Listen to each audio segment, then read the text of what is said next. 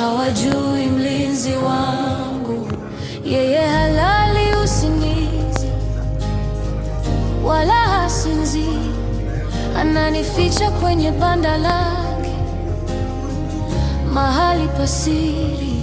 Adui akija kwa njia moja, anakimbia kwa njia 7.